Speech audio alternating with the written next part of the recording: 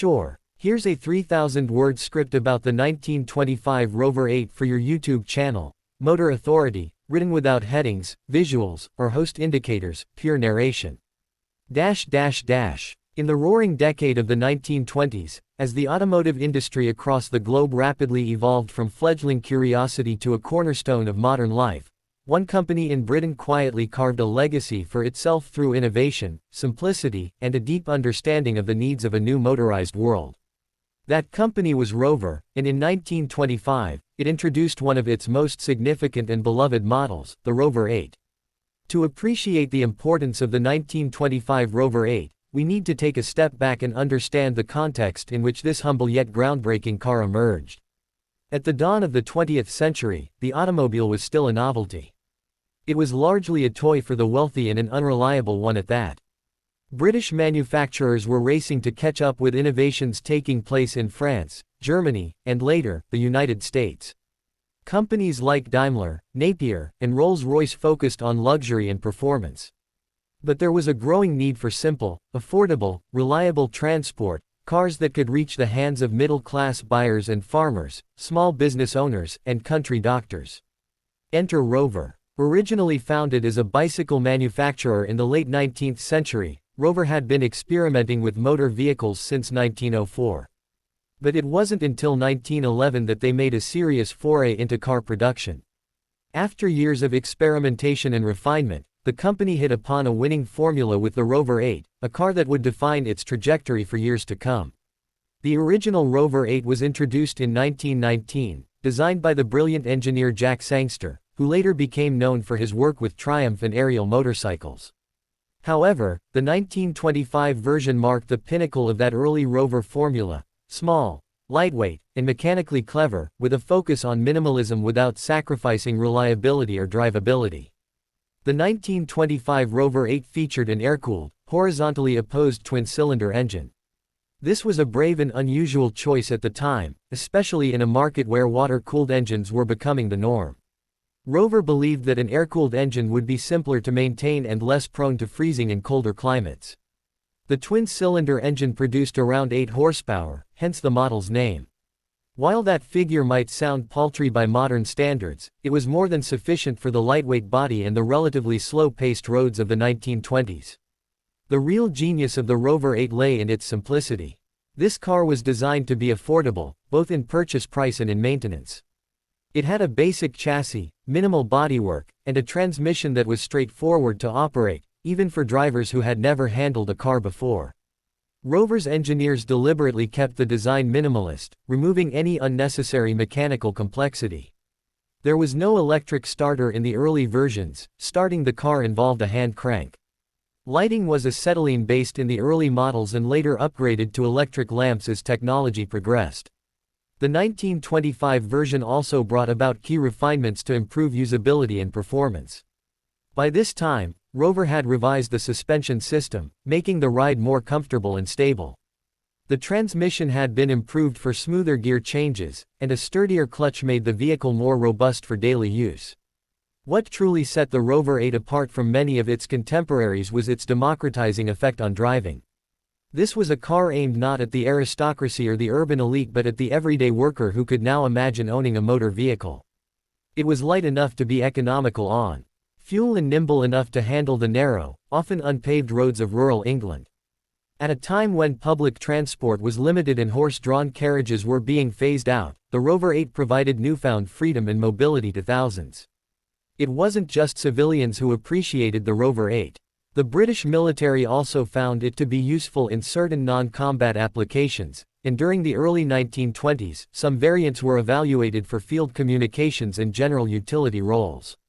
It wasn't a frontline vehicle by any stretch, but its reliability and ease of repair made it a valued asset wherever rugged simplicity was an advantage. By 1925, Rover had already sold tens of thousands of units, and the car had developed a strong following. Many owners praised its low maintenance costs, especially in comparison to more complicated imports from Europe or larger British markets. Mechanics found it easy to work on, and parts were readily available through Rover's growing dealership network. This kind of widespread support and accessibility made the Rover 8 an early example of what we might now call an ecosystem car, one supported by a web of parts, knowledge, and user familiarity. Another fascinating aspect of the Rover 8 was its use of lightweight materials. While it wasn't as advanced as the aluminum-bodied cars that would emerge decades later, the Rover 8 made strategic use of lighter metals and minimal framework to reduce the overall weight. This contributed not just to fuel efficiency but also made the car easier to maneuver. Women drivers, still a relative novelty in the 1920s, often found the Rover 8 approachable because it was less physically demanding than larger vehicles of the era. Driving a 1925 Rover 8 today is a study in automotive simplicity. There are very few controls, and those that do exist are clearly labeled and straightforward. The ride is bouncy by modern standards, and the braking system, which is mechanical rather than hydraulic, requires careful planning. But there's an undeniable charm to the experience. You're not just piloting a vehicle, you're engaging in a dialogue with a piece of mechanical history. Every clank, every whir, every chuff from the tiny engine speaks of an era where motoring was still an adventure. The cultural impact of the Rover 8 is also worth examining. This was a car that changed how people viewed automobile ownership. Before the 8, many in the British middle class saw cars as something indulgent or impractical. But Rover marketed the 8 cleverly, positioning it as a tool for the working man, a facilitator of opportunity. Ads emphasized its reliability, its affordability, and its suitability for the varied landscapes of Britain. This wasn't just a car, it was a passport to the modern world. Rover's decision to persist with the Rover 8 well into the late 1920s speaks volumes about its success.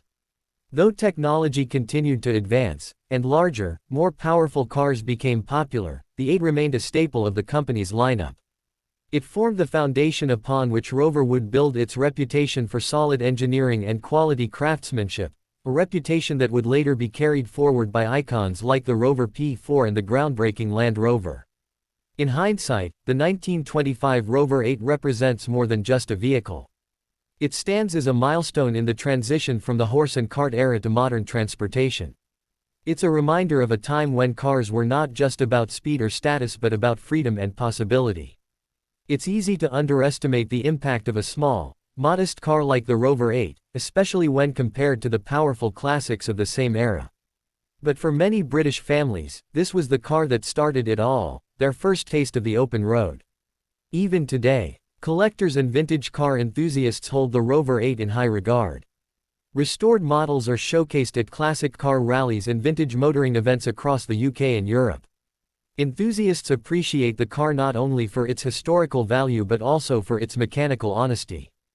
In a world of digital interfaces and autonomous driving, the Rover 8 is refreshingly analog. Every movement is physical, every control mechanical, every journey tactile. Owning a 1925 Rover 8 is also an act of preservation. Each surviving vehicle is a piece of living history, offering insight into early 20th century design philosophy, material science, and user needs. The fact that so many examples are still running a century later is a testament to Rover's original engineering. These aren't museum pieces gathering dust. They're functional artifacts that continue to roll under their own power, just as they were designed to do. The story of the Rover 8 is also the story of how the car industry matured. From niche manufacturers building custom bodies to mass production and nationwide dealer networks, Rover played a crucial role in this transformation. It showed that simplicity, when executed thoughtfully, could be revolutionary. That small engines, when paired with lightweight frames and smart design, could democratize driving. The legacy of the Rover 8 can even be traced forward into Rover's post-war success and eventual contributions to British Leyland and beyond. While the company's fortunes would wax and wane over the decades, the core ethos of the Rover 8, reliability, accessibility, and mechanical sensibility, remained a guiding principle for much of its existence. Looking back from today's vantage point, it's remarkable to consider how such a small car could have such a big impact. The Rover 8 didn't just help build a brand, it helped shape a nation's relationship with the automobile. It encouraged everyday people to take to the roads, to explore, to connect, and to dream of a different kind of future. And for that, it earns its place in the pantheon of truly important motor cars.